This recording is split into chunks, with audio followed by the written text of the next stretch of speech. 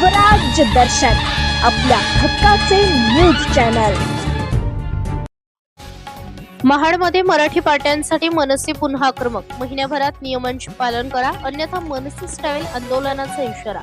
महाड शहरातील व्यापारी आस्थापना आणि व्यावसायिकांनी मराठी भाषेतील फलक शासनाच्या नियमानुसार मोठ्या आणि स्पष्ट अक्षरात लावाव्यात या मागणीसाठी महाराष्ट्र नवनिर्माण सेना पुन्हा आक्रमक झाली।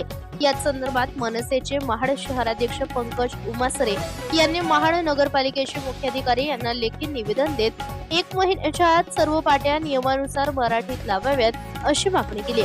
निवेदनात नमूद करण्यात आले आहे की सर्वोच्च न्यायालयाच्या आदेशानुसार आणि राज्य शासनाच्या नियमानुसार सर्व व्यावसायिक आस्थापनांवर मराठी भाषेतील फलक मोठ्या अक्षरात असणे बंधनकारक आहे।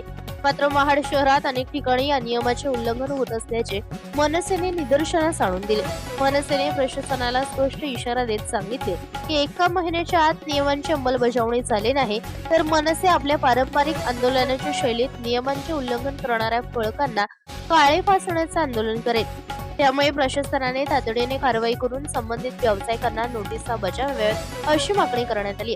यावेळी महाड तालुका अध्यक्ष मंगेश शिंदे, तालुका सचिव अमोल दळवे, महाड शहराध्यक्ष पंकज उमासरे, विद्यार्थी सेना तालुका अध्यक्ष अथर्व देशमुख, विद्यार्थी सेना महाड शहराध्यक्ष शंतनू पिसाट, रस्ते आस्थापना रायगड जिल्हा संघटक शेखर सावंत तसेच प्रदीप पिसाट यांच्यासह मनसेचे पदाधिकारी उपस्थित होते। मराठी भाषेचा सन्मान आणि शासनाच्या नियमांची प्रभावी अंमलबजावणी व्हावी यासाठी मनसेने पुन्हा आक्रमक भूमिका घेतल्याने महाड शहरात या विषयाची जोरदार चर्चा सुरू झाली आहे।